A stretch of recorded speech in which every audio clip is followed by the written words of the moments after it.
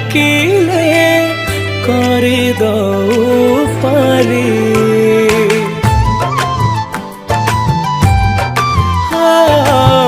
জগত